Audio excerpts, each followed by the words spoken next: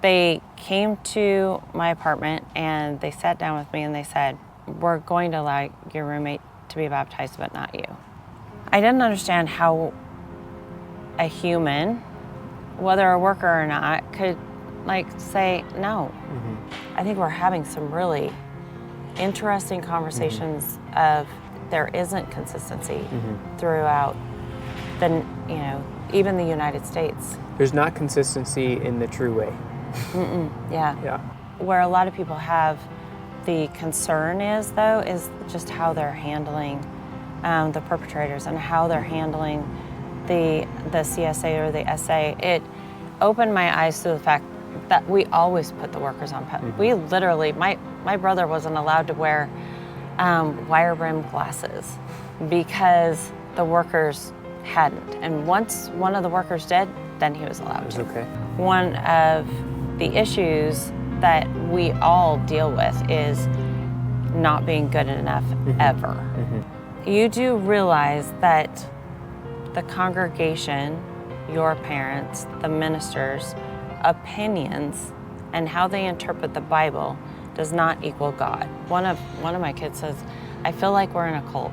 Well, back east, they treat divorced individuals differently. I have a really hard time with anybody continuing to be in it when in fact to stay in it shows support for perpetrators. Even with the people that are still in, we are bonded and we are bonded for life. Hey everybody. Sarah had reached out to us via email probably like 6 months ago. And she just mentioned if we're ever in her area to contact her. So on this recent trip, we were able to meet up with her in Spokane, Washington. She grew up in the truth, going to meetings. I met with her at a local park to hear her story. I appreciate you meeting me, and Absolutely. I'm excited to hear your story. I don't know anything about it. We'll find out, I guess. So I am third generation. Okay. My grandma grew up in Colorado. My grandpa had nothing to do with the church. He, liked to burn Bibles. Okay. When the workers would come. Yeah. He liked to make it pretty miserable for my grandma. My grandma was very much professing. Did they get married where he didn't go and she did, or how did that work? Do you know? They got married and then she found it. Yeah. Okay. Yeah. But she found it pretty early, while the kids, my mom and her sister, which they're both still in, and my uncle who passed away, they were young. I mean, I don't even know if they were born when my grandma professed. Okay. So, but that's all they knew growing up was, going to meetings and only going with their mom. When they got older, my grandpa would take her. I mean, he mellowed out a little bit. He would take her to meeting, and drop her off. Do you remember, is there a reason why did he know more than did he know something at the time, or no, he just didn't want anything to do with it. Wasn't a Christian. Yeah. Yeah. He didn't really want anything to do with it. Okay. He was into sports. Okay. Yeah, he liked his sports, and he liked his Sundays, and he liked his football and his baseball, and it interfered, I think. So. Okay. But the older he got, he mellowed out. He certainly didn't want them coming over, or, spending the night or anything like that. But my aunt and my parents both had meetings in their homes, so he kind of had to deal with it a little bit. So you grew up with meeting in your home? When we started with Sunday morning, yes. Okay. So we were in the west side of the state. Okay. And we're in Washington. What's that? We're in Washington, just for the people who don't know. I guess I didn't say that. We are in Washington. west side of the state. So we lived in Burien, and then we lived in Maple Valley. Then we moved over to a small town called Ephrata. Okay. We moved there. Really, I mean, my dad was transferred to Moses Lake, Okay. which is, a larger town, but Ephrata didn't really have a lot of meetings, and so they felt like they were needed there, and Okay. that's why we moved to a small home on a farm in Ephrata, and we had Sunday morning meeting there. Yeah. My dad was the elder. For a long time? Quite a few years, yeah. Okay. Yeah. So Marty and I don't know if you watch any of our podcasts, but Marty and I just did a podcast on the emblems. Mm-hmm. How'd your dad, do you remember how he treated them? Was he instructed to do a certain thing with them, or like after a meeting? Yeah, he always burned them. Burned it? Yeah. Isn't that weird? Did you ever, why do you do that? Did you ask him? I was always told that they were to discard of them respectfully.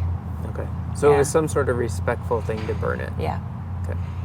It varies throughout the country, so Does it's it? always an interesting That's question. what- Yeah. Some people bury it. Some people just throw it away. So. I think that's one of the really interesting things about all of this is what it's brought out for many of us who were, grew up. We only knew one way. Mm-hmm. We didn't realize. I had no idea that it varied. Yeah, that goes for just about everything. Everything. Right? Divorce. Yeah. And what you wear. Yeah, it varies throughout the country. Yeah, I had no idea. Yeah. And I just thought it was the way it was here is the way it is back east, the way it is in Australia. And I think that that's one of the conversations we're having, although started out and continue to be, with the foundation of them being CSA and SA is, I think we're having some really interesting conversations of there isn't consistency throughout even the United States. There's not consistency in the true way. Yeah. Yeah. So, yeah, that's interesting for sure. So, had a pretty normal professing childhood and all the normal stuff. Yeah, I think that, I guess you call it normal. I mean, we were a very strict, fundamental Okay. family. Very strict, fundamental. I mean, you did not wear jeans. You did not wear makeup. You did not cut your hair. You did not do anything with your hair, actually. You couldn't pierce yours. It was very, very fundamental. And it was every Sunday, twice on Sunday, Wednesday. A lot of times the workers would have meetings on Fridays, so to keep So us you'd go kids there out too. of trouble. Yep. Yeah. And did you have a lot of potlucks and stuff you went to? Did they do that? Oh, here? yeah. And, those people were family. I mean, it became where everybody was really close, and you always spent time at other people's houses, and they were very close, and some of those people are, friends to this day. It's very interesting to see how some people, when they say they have left the church, a lot of people have distanced themselves from them, and that makes me, in some ways it makes me sad, because it's like, well, I don't judge the people for being in it, Yeah. and I understand where they're coming from, the people that are still in it, but and maybe it was just the friends I have. They're just gracious. So the ones that are still in it, some we have conversations and some we don't. It's it's a whole bless and release thing of you can be a part of the religion. I choose not to be, but you are who you are, and I'll let it be. I think where a lot of people have the concern is just how they're handling the perpetrators and how they're handling the CSA or the SA. It's not about, and I posted this a while back, as I grew up knowing Daryl Dolan, and he was like my brother. I think that there's so much to unpack there, right? It's like when you're raised so innocently, when you're raised like CSA is just, I mean, it's so far from your thinking. And if you heard it like once or something as a child, you would just kind of dismiss it as a one-off. Oh, it was horrible, right? I mean, it was like there were individuals, there were workers that, yes, it was brought to light. They were excommunicated, no longer going to church, no longer able to participate. But in your mindset, as how you were raised, it was just like, oh, that's sad or horrible. But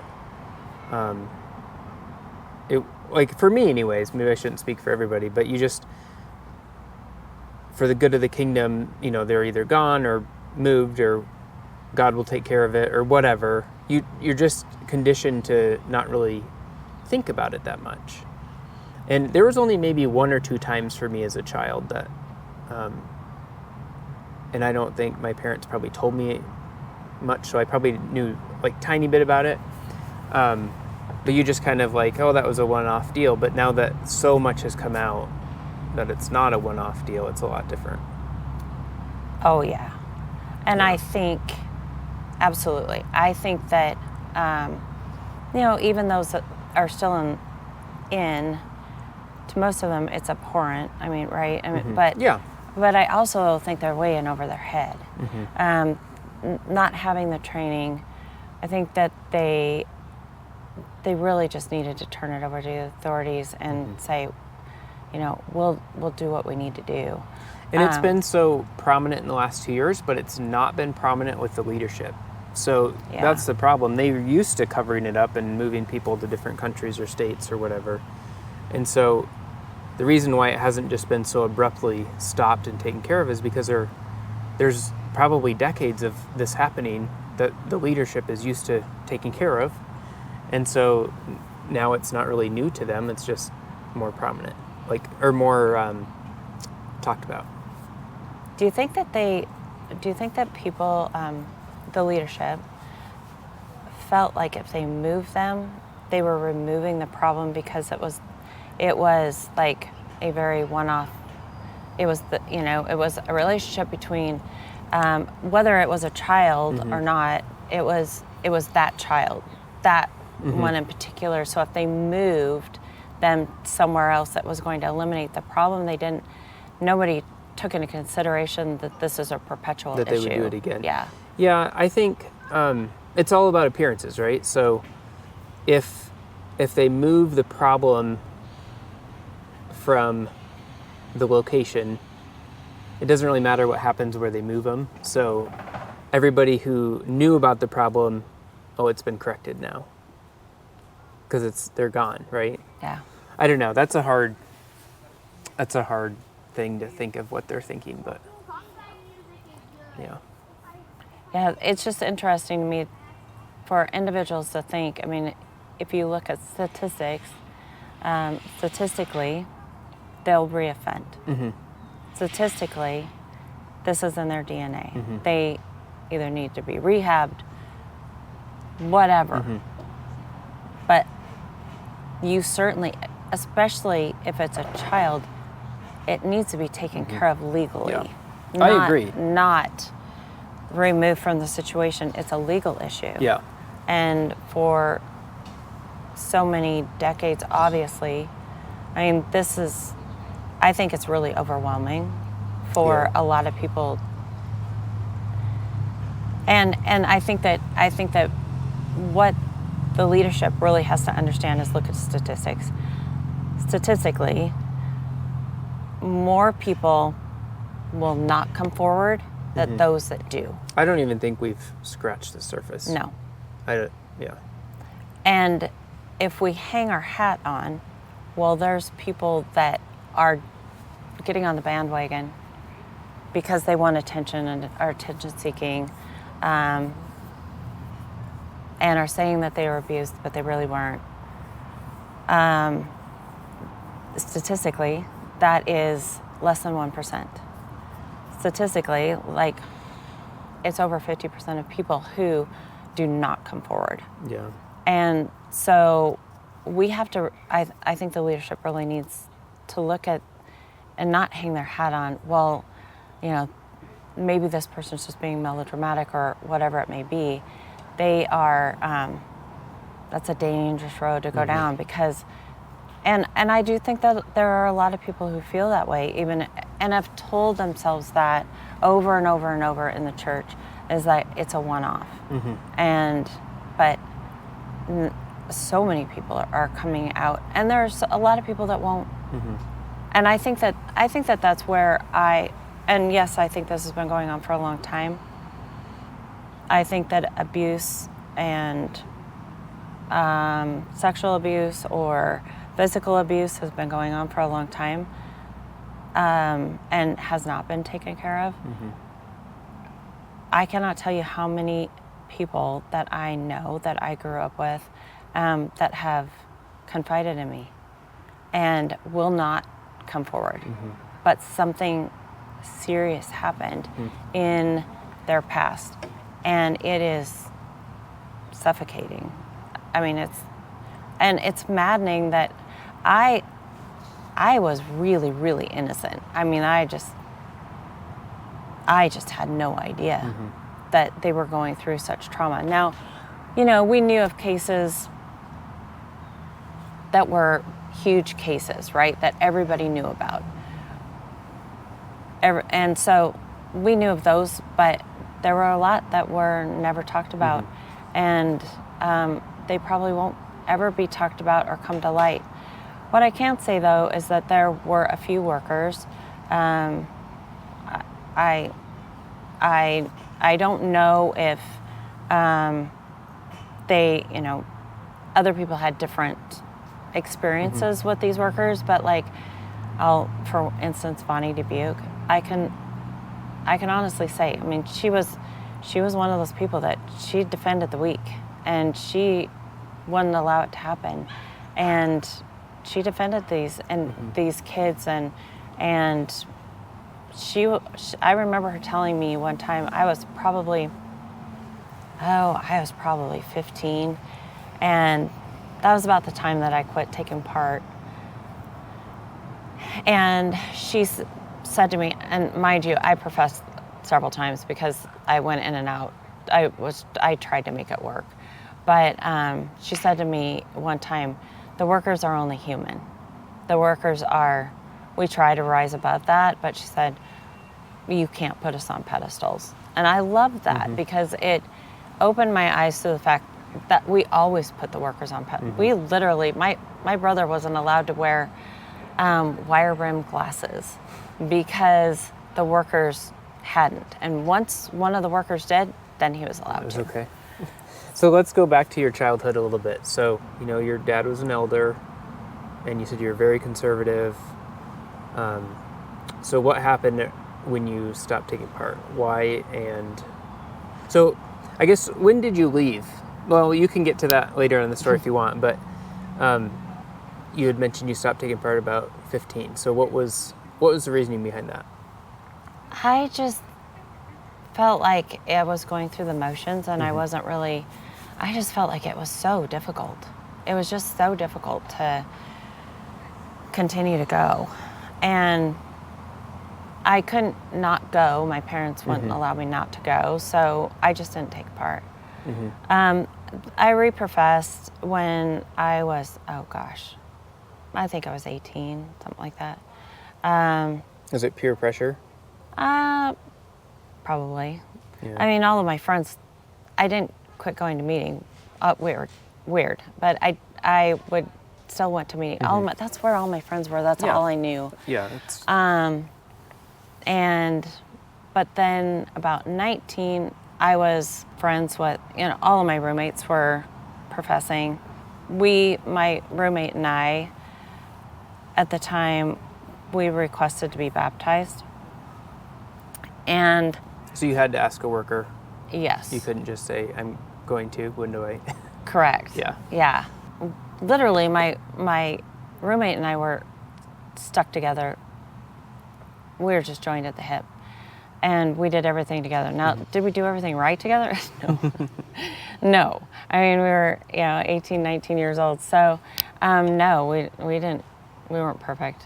And I admit that. But they came to my apartment and they sat down with me and they said, we're going to allow your roommate to be baptized, but not you. You're just not following the way well enough. So your roommate was professing and taking part, but you weren't. I Or was. You I had professed, yeah. You re-professed, and then did you start taking part then? Okay. But not for long enough. Well, and they had heard that I had gone out to nightclubs and things like that, and which was true.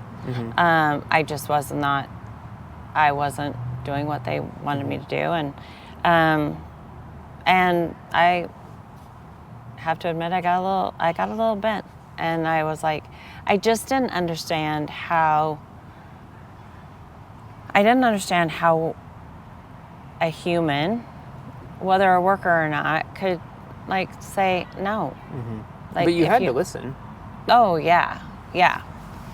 And it was embarrassing, and but I was very supportive of my roommate. And then about 6 months later, I think I quit again. I just was like, this is defeating. I'm really, I felt like I was really trying. I felt like I was,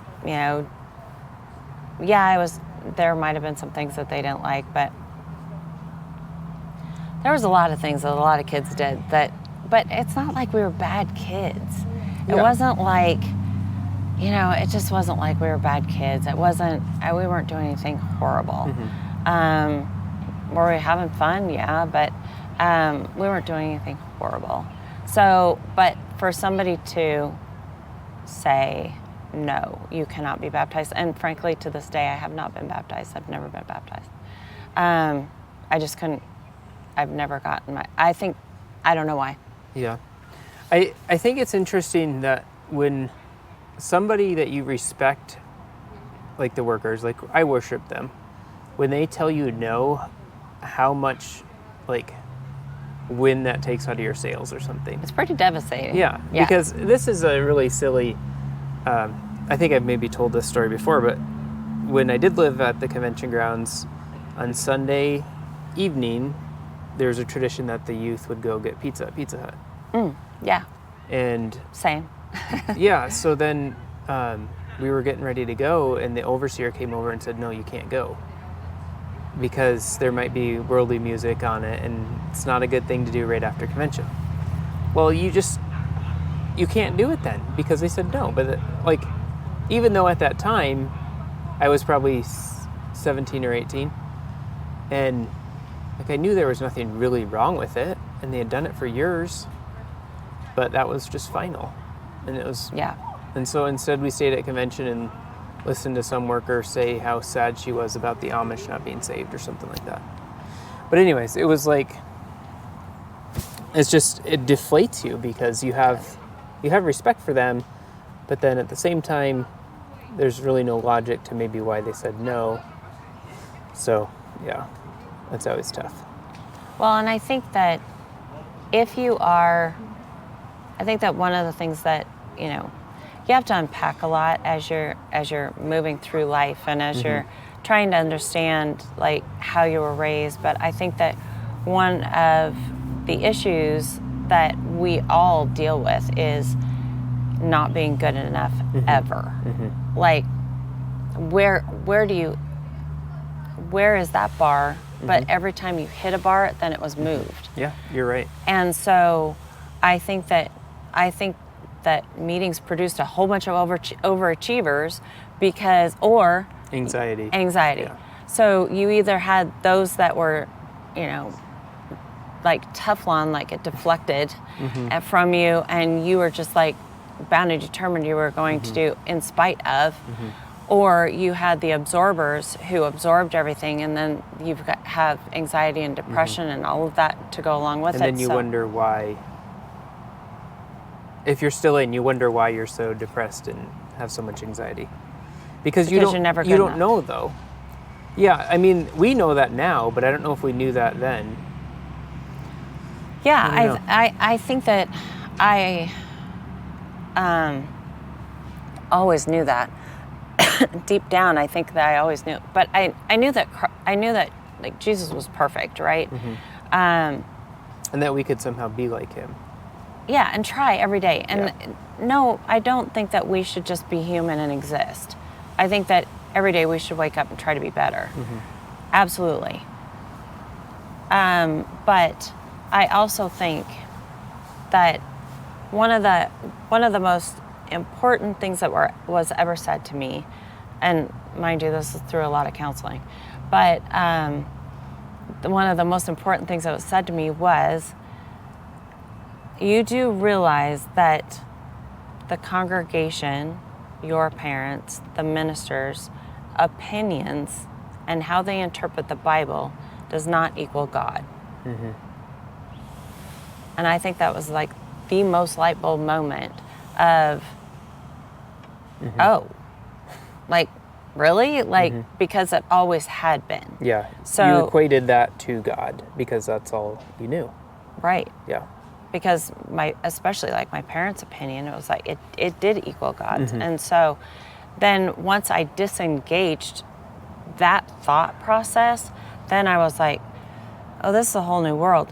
One, a whole new world of a relationship with God, because You took him out of the box.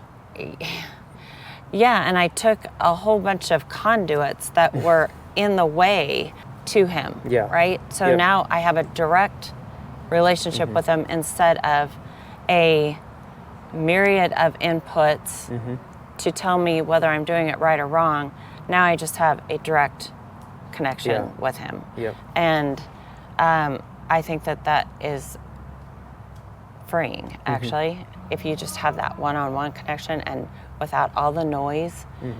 Well, that's what religion is in general. So in our case, growing up in meetings, religion, the word religion comes from the Latin word religio or something like that. I'm not, whatever. But it literally means back to bondage. Back to bondage. And so that's what religion does. It binds you to certain rules or regulations to adhere to. And so you are bound by that, and there isn't freedom. That's why there's freedom in Christ, because, so you're right, there is freedom outside of that. Yeah. So, I married outside. My ex was divorced, but then I started having kids, and so I felt like I wanted my kids to have foundation. I wanted them to be centered. I wanted them to have like core value system. I didn't know anything other than meeting, and so I took them back to meeting. I couldn't take part because I was married to somebody who was divorced, but... Did he go with you? No. Okay. Had no desire, and which was fine with me. I didn't care. So you were told you couldn't take part? Oh, yeah. Okay. Absolutely. Give a little bit more detail on how that went.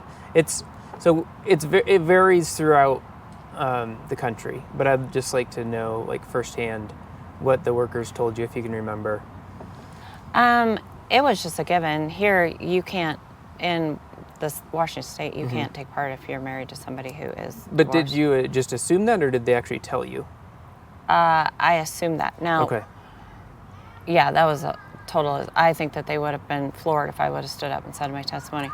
I did profess a couple years in, and then I was directly told I could not take part. Okay. I could profess, but I couldn't take part. My kids could. Did they give you like a time frame, or is just indefinitely? Oh, no. Just, you can't do it. Yeah. If I wasn't married, once we divorced, I could take part. So you couldn't when you married a divorced person, and then you got divorced to him, it sounds like, and then you could take part again? So you got rid of Yeah. the reason why you couldn't take part. Yeah. In the workers. Yeah. Yeah. We were, we were married for, I don't know, 15 years. Maybe less. And I, faithfully took my kids. Did they profess then, your kids? 3 of the 4. Okay. Yeah. It was very interesting because it was difficult. I've always worked. I've always worked full time. I couldn't not, that's what I did. And I couldn't not work with having 4 kids and my ex. And so then I became a single mom and I really had to work, right? So, and that doesn't really fit into the religion, really. The meeting mold? Yeah. I mean, a lot of the women's get-togethers and things like that were at noon. I couldn't get away from meeting or I couldn't get away from work and then go to those luncheons and things like that. So it differentiated me quite a bit. Were you treated in a way that was like condescending, or were they welcoming to you? No, they weren't. I wouldn't say that any of them were condescending or mean. Okay. No, because I was raised around them. So yeah. But well, and I guess maybe they looked at it as a way of. This is really twisted. This is just coming from my childhood, but as a good way that you were divorced a non-professing person, like. Yeah. So I guess maybe they were actually happy for you. Well, yeah, now my soul was saved, right? Yeah. But then on the other hand, I didn't fit into a mold. My kids didn't fit into a mold. I mean, how are you going to, inviting us to, different things? It was odd and weird for people. Yeah. I didn't fit into... It's awkward. Yeah. I didn't fit into any, and even, going to meeting. So this is one of the last straws, I think, is that we would go into meeting and the kids all felt like they're like, you understand, we were going home and the kids are like, you do understand that everybody watches this when we walk in, whether we're being judged or they're just enamored with the fact that there is a single mom with 4 kids trailing after her. And we feel like we're being judged. And you were. Yeah. And so, and the more I started feeling that and the more I felt like I was not fitting in. Did you feel that before your kids brought that to your attention? But I didn't want to. I don't think that I really wanted to admit it because these are all people I grew up with and they were all my friends. And so I didn't want to admit that I didn't fit their mold. So when they brought it up, though, that brought an extra awareness to it. Yeah, and I had to listen to that, right? And I had to listen to the fact that, one of my kids says, I feel like we're in a cult. And that jerked me, it stunned me. I was like, no, that's not true. But then I had to Do you know how old they were when they said that? 15. Yeah. But I had to listen to that. It was true. My relationship with God was with the congregation and, all of these individuals. And, I think that I felt like I wasn't putting the needs of my kids first. And that's kind of backwards, right? From what anybody going to meeting thinks. Yeah. Going to meeting, you're putting your kids first. But I thought that was backwards. Yeah, so. It's kind of an interesting topic because in a way you do, but at the same time, there can be so many things that are for the good of the kingdom where you don't put your kids first. You think about the appearance and the things that you have to do over your kids in a lot of cases, though, too. Yeah. Well, and too, them having to go to meeting on every Sunday in the morning and in the evening, and it's just and having to always have that conversation with all of their friends. I had to have the same conversation, and it's a difficult conversation. But yeah, I think that I finally had to just listen and say, okay, they're not getting anything out of these meetings. They're feeling judged. They don't have a connection with God. I want them to have their own personal connection with God, and this is not working. None of this is working. This is all they had known, but yet they still felt that. And maybe because you were a single mom. Yeah. Well, and I think also, I mean, they loved conventions, right? Well, they didn't love the meetings. They loved the... We all did, though. Yeah. I mean, that was a good... I was talking to a guy that's left, I think, probably 25 years ago, and he was just talking about this one convention. I think it was in Minnesota. They had this old train locomotive that used as their steam boiler for, like, doing all the dishes and cooking and stuff.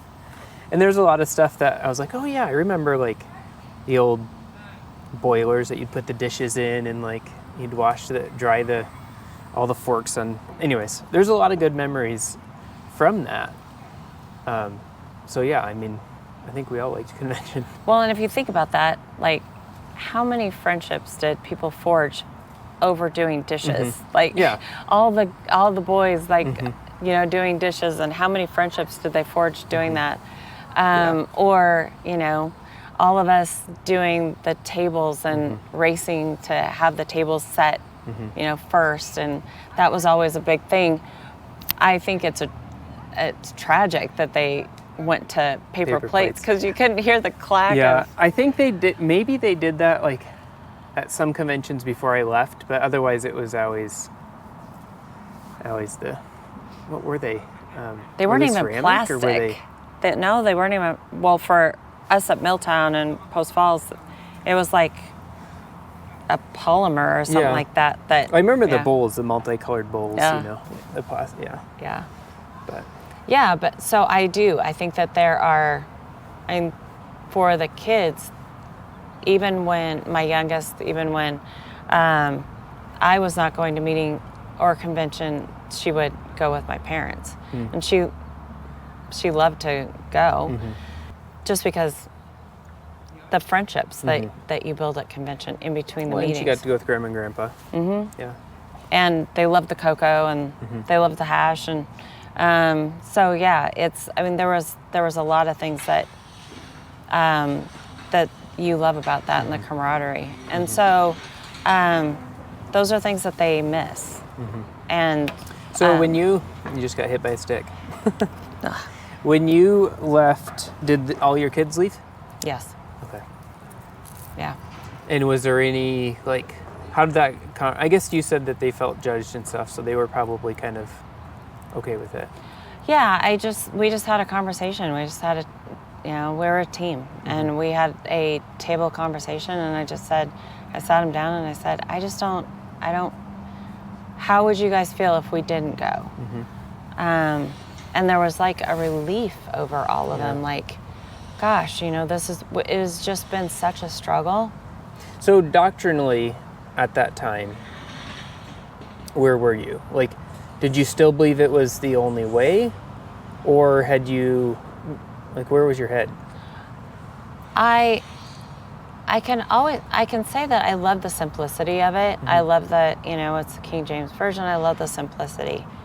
I didn't like the doctrine. I didn't like the rules. I didn't understand where the rules came from.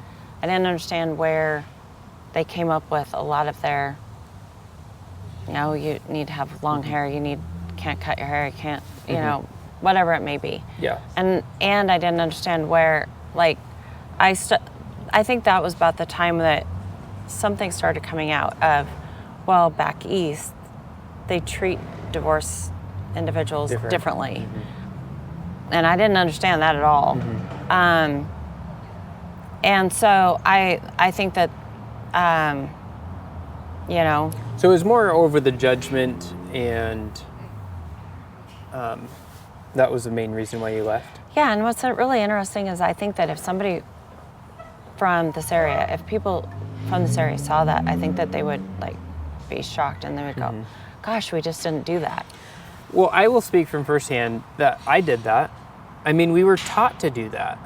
Yeah. We were taught to, maybe not verbally taught, but if somebody came in with cut hair or was wearing something they shouldn't,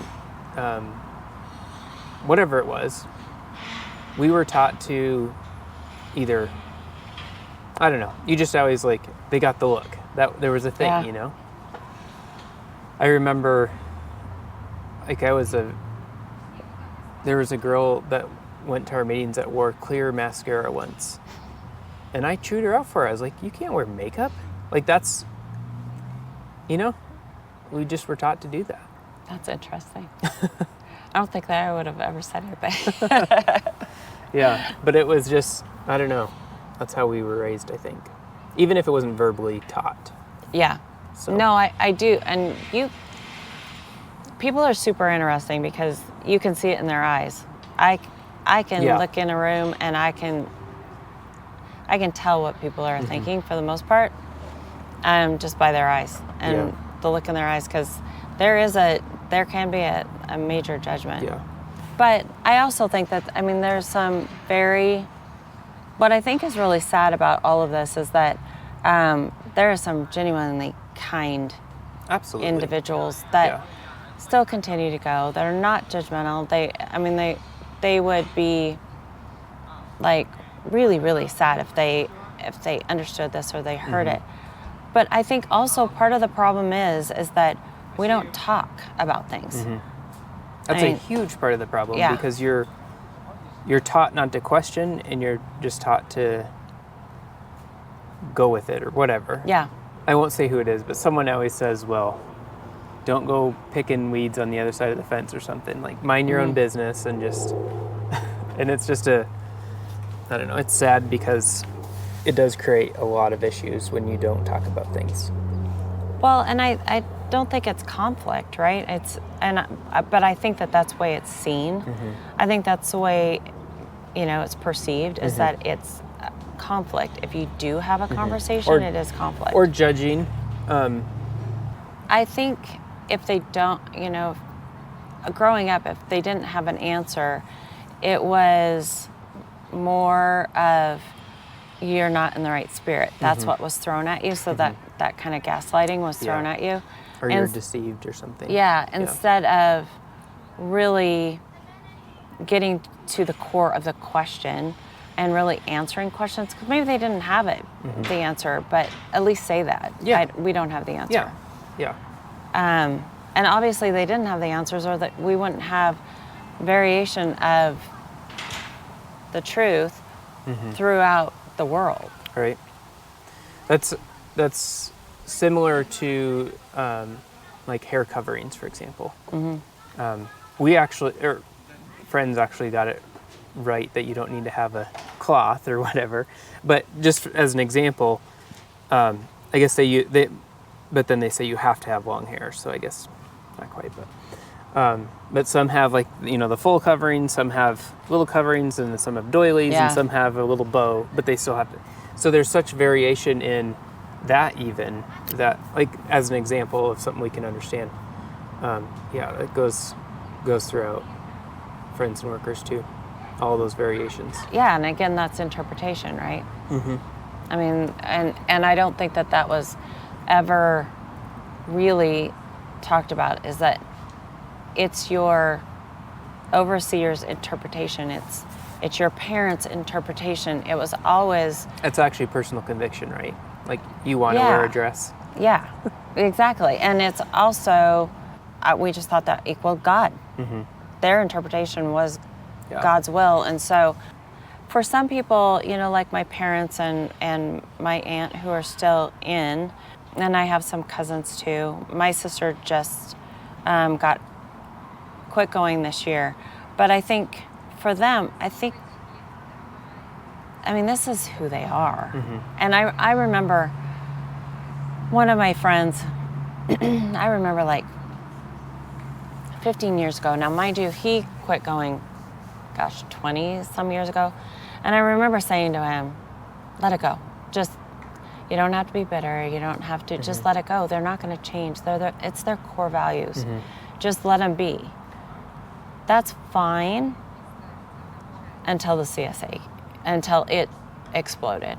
And then, no, you can't let it go. And then what I found out as he really had conversation with me, and he's like, he divulged more information, and there was abuse there. And it's like, oh, well, you know, if I would have had that piece of information, no wonder you're bitter.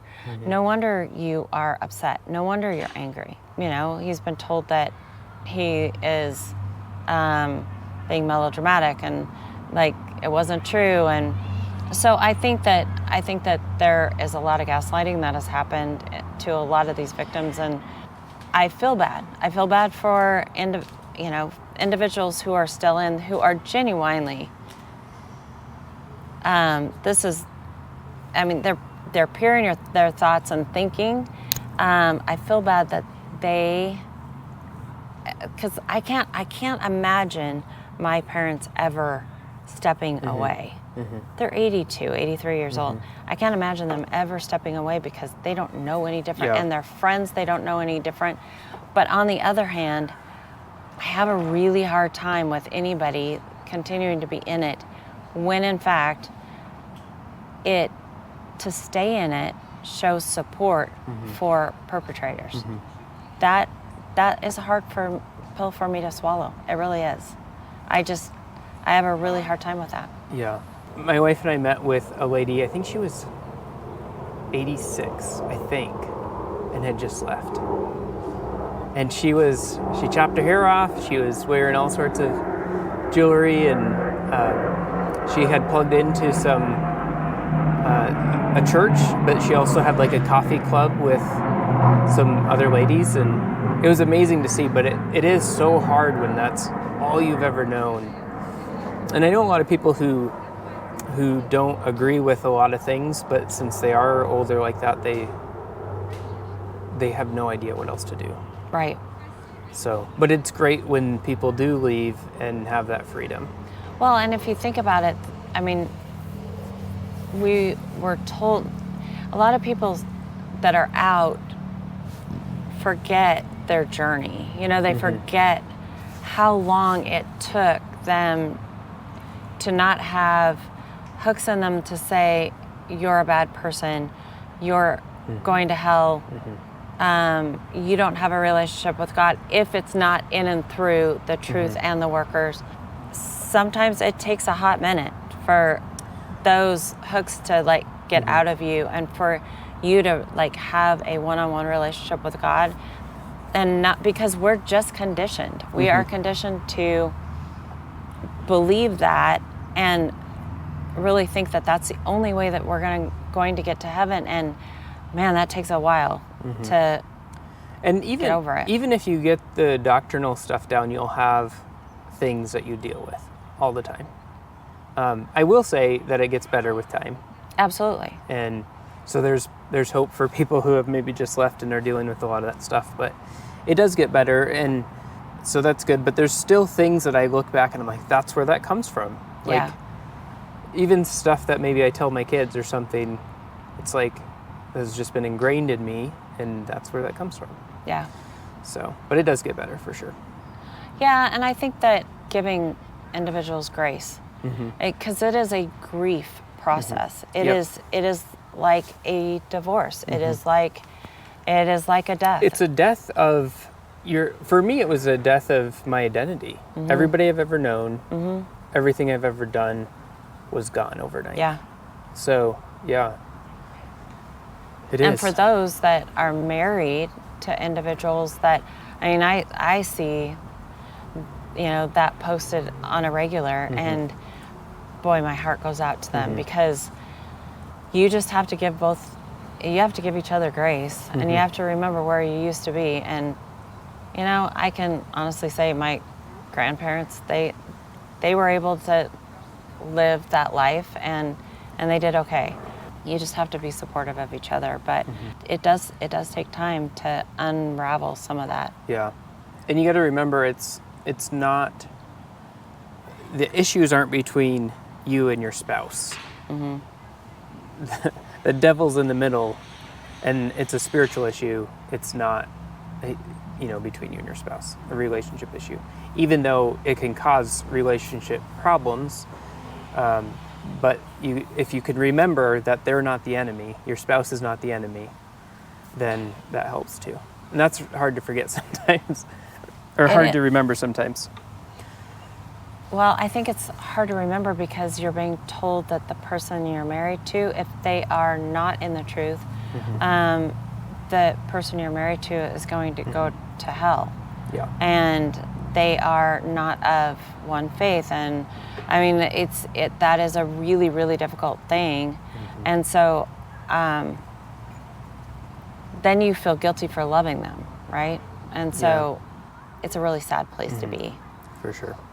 So I think that a lot of us we've come a long ways and we've got a long ways to go. But like, it's interesting because there was 4 of us kids in our family. My brother, I have an older brother. I'm the youngest, and my 2 brothers quit going fairly early. My one brother in his teens, my other brother in his 20s. And my sister just quit this year, and she's in her 60s. So all of us have vastly, vastly different journeys. And what did you think of your brothers when they left and you hadn't? I just being that they're like so close. I knew a couple that had left that were just not family. But I'm just curious, like, what your thoughts are, because you would have been pretty young then. Yeah. If they left in their teens. Yeah. I was told they were going to hell, but and so I mean, I think eventually I just took it as it was. That you had a decent relationship with them. Yeah, I think that it is what it is. I think because I struggled with it so much that I didn't really judge them for that makes sense. Not going. Yeah, that makes sense from hearing what you've said so far. Yeah. I'm just trying to picture as a teenager if my sibling left, like, that would be like... It was stunning. Yeah. I mean, it is. But it was also like, they're going to do what they're going to do. But, my one brother, he left when he was 16. He left home at 16, and I left home, a couple days after I turned 18. So, for me, the reason why was not because I disliked my parents. I just didn't want to disrespect them, and I knew I couldn't live in their rules. Yeah. So I left when I was 18. Well, normal kids, regardless, leave when they're 18 because they want to. Yeah, I was still in my senior year of high school though. So. Oh yeah.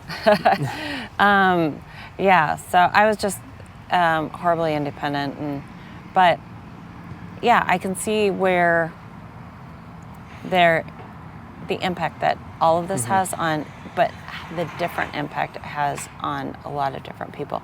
We were not allowed to be in sports. Yeah, we grew up very conservative too.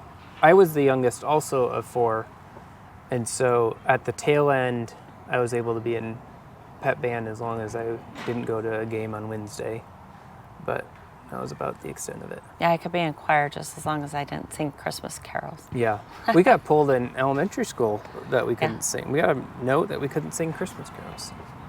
Yep. So I think we sat in the room and played computer games or something instead while they practiced. Yeah. Yep. Yeah, it was it's an interesting way to grow up. It's funny because sometimes I look back and I was like, how did people perceive me going to school? Like, how did all the other students perceive me? It's just like, oh, she was different. That's just the way she was. I have no clue. Yeah. How people perceive me. How I perceive myself is a totally different. I was like, oof. I think that people would think that you're just so different. How can we be your friend? Yeah. Because you are so different.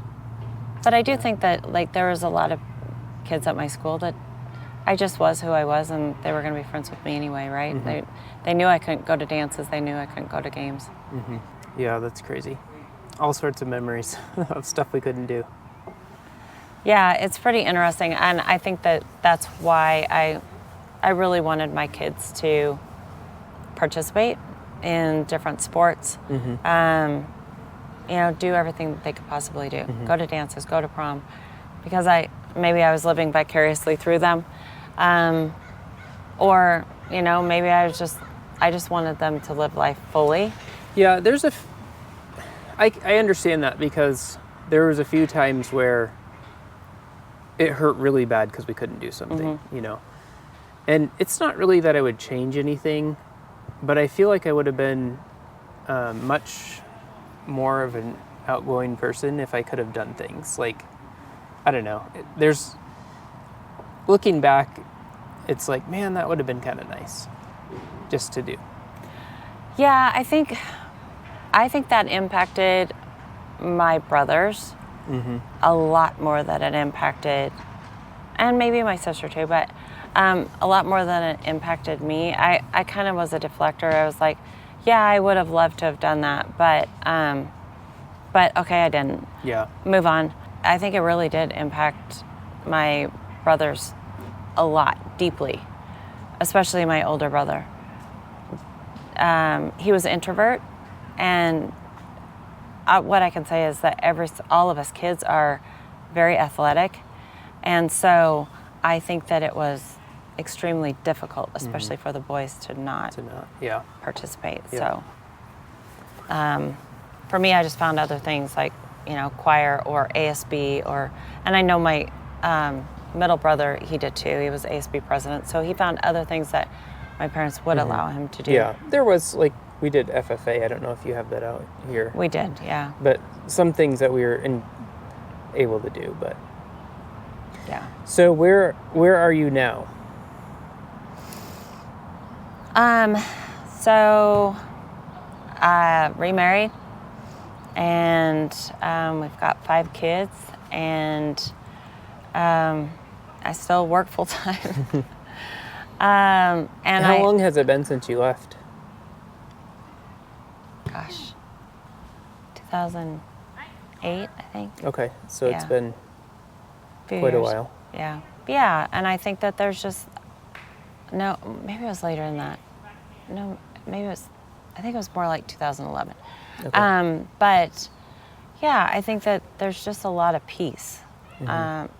Even, you know, my kids, there's a lot of peace with them. I mean, and I'm very supportive of, you know, whatever journey they choose with God. And I don't think that religion or God should be forced on anybody, but, you know, I want them all to be happy, and they're all doing great.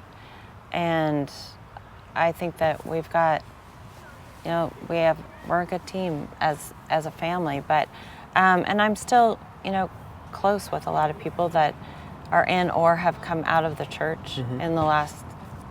It's very interesting because people give me a lot of, will text me and say, hey, have you heard? And it's like, well, yeah, how can you not hear? And so there's that, but I'll be a sounding board, absolutely. But I try to stay out of the fray. I want to be as supportive to the victims as I possibly can, because I think that it's just, we have got to take care of our victims. Yeah. I have zero tolerance in the perpetrators, and I think that we have to take care of the victims. So if you still want to go to meetings, that's your choice, but I think that the perpetrators really, they need to be charged, and they need to have consequences for their actions. Yeah, and hopefully that will come at some point. Yeah. One thing that you mentioned earlier that I want to come back to was how we feel about people who still go to meetings. That's changed for me over the years. When I first left, I was always thankful that I wasn't angry or bitter against them. I found out I was a little bit, which I think is very normal. You kind of feel like you had a part of your life stolen from you or something, but it's changed in the fact that, like, we're all humans, and so we can relate to them more than anybody else in the world. And so we do love them. And it's one of the saddest things is to see people that are so ingrained in it that we love, especially family and stuff, that will just gloss over the worst of the worst because, the way's perfect and the humans aren't, or whatever they say. But yeah, I mean, that's why I'm talking to people, is because hopefully people can see that there is light and life outside of meetings.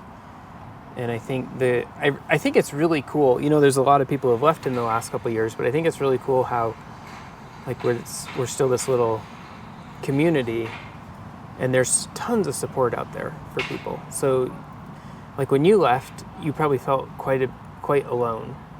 I left in 2012, or 13, and that wasn't the cool thing. I don't know if it's the cool thing to do now, but it wasn't. Well, you didn't have the support system. Yeah. And that is there now, which is amazing. And but yeah, I mean, I just thought it was interesting. You had mentioned earlier, just like, we don't hate anybody. That's, we don't have hard feelings, because even those people who can't see it, we can still understand where they're coming from. Right. My wife always says I was like a brick wall when she tried to talk to me. Like, I understand exactly how I deflected everything. So we can understand that, especially us superfessors or whatever we're called. Yeah, and I think that there are some people, those that are in meetings, they don't understand that there are some people that are going through the grief process, and there are some people who are really angry. Yes. But it's okay for them to be angry. They're not evil. They're not the devil. They're not possessed. They're angry, and there's a lot of different. I mean, unpack that. Yeah, people display that in different ways. Yeah, and they're angry for different things. Yes, maybe they feel like their childhood was taken away, or maybe they feel like they were wronged in what way or other, even putting aside whether they were abused or not.